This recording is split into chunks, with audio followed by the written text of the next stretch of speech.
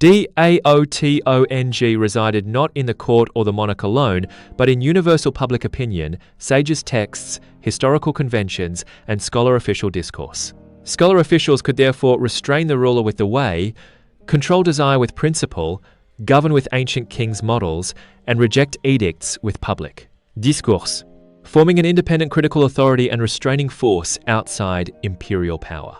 This was the deep logic behind the Sultanine debate, Tang veto procedures, and Song, shared rule. This millennium-old constitutional structure underwent a landmark, subversive, and irreversible turning point in the Kangxi reign.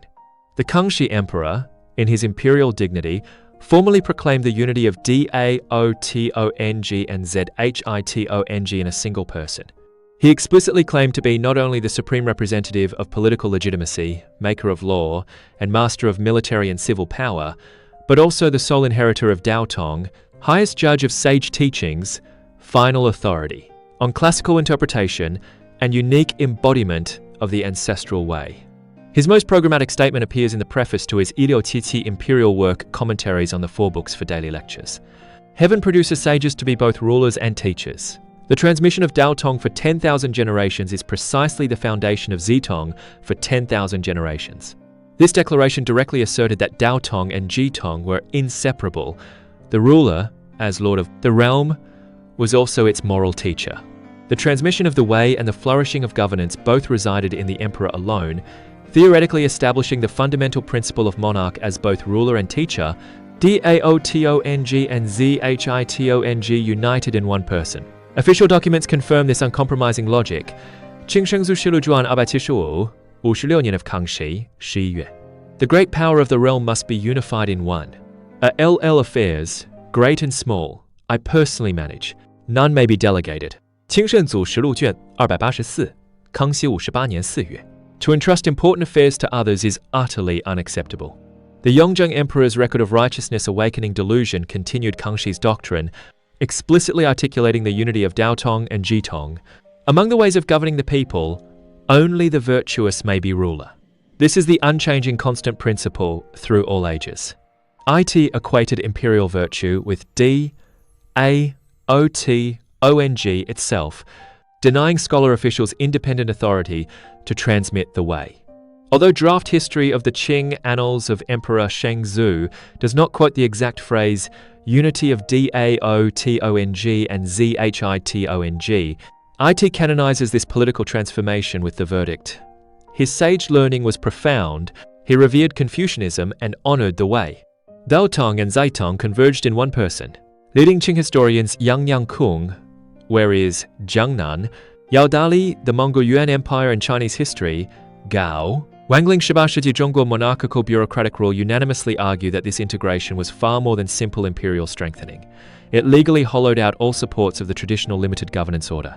Henceforth, the emperor was no longer subject to principle bound by Daotong or obedient to ancestral law. He became principle itself. Daotong itself, legal legitimacy itself, the sole interpreter of ancestral will.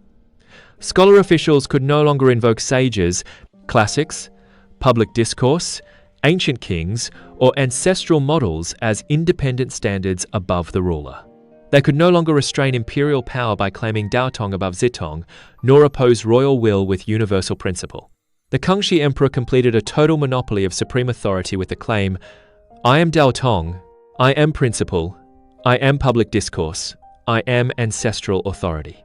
China's traditional unwritten constitution, the ruler under principle, the monarch under law, power, under deliberation was replaced by a sovereign order of the monarch above principle, power above law, deliberation subordinate to authority.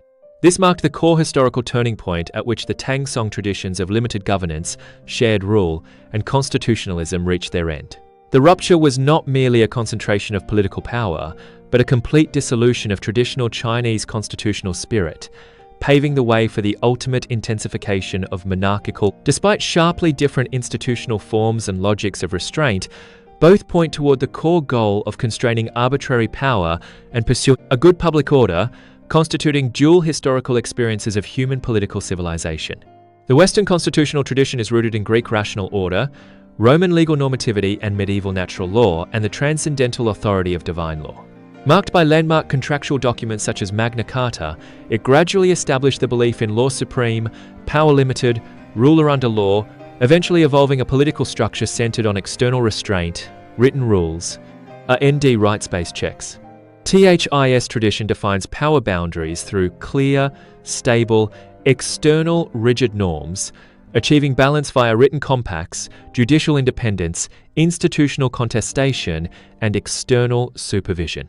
It possesses enduring stability, enforceability, and transmissibility, forming the core historical source of modern constitutionalism and the rule of law.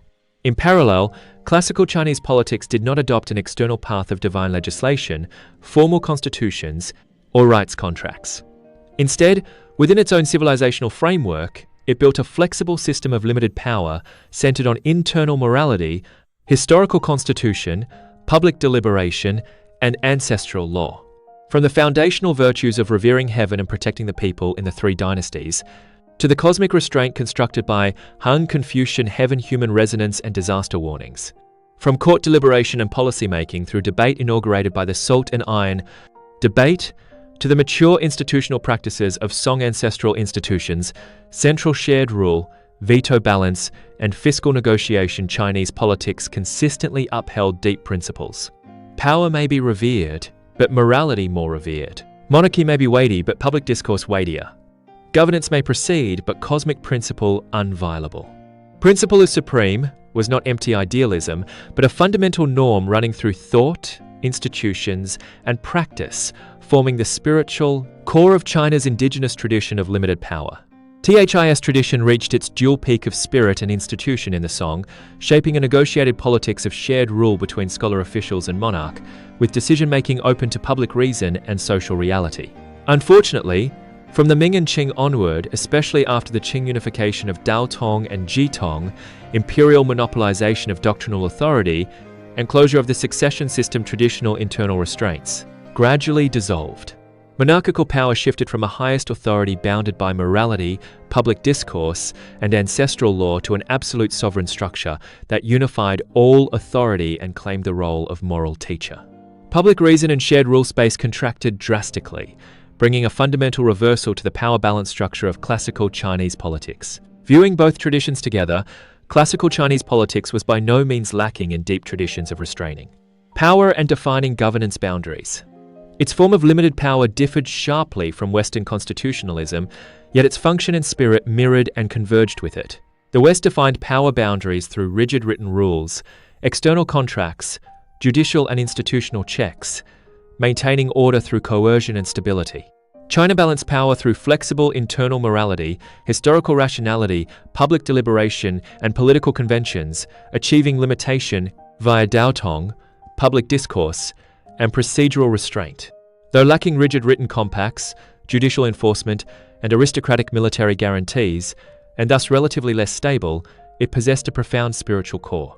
In historical practice, China's ancestral institutions, salt and iron public debate, aristocratic implicit contracts, balanced through regional conventions, and northern ethnic contractual election resonate across time. With Western Magna Carta, feudal contracts, urban self-rule, and parliamentary tradition. Together they prove a fundamental proposition.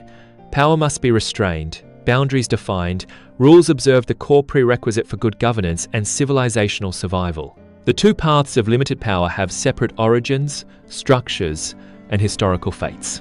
They demonstrate both the diversity of human political civilization and its deep underlying unity in confronting the problem of power.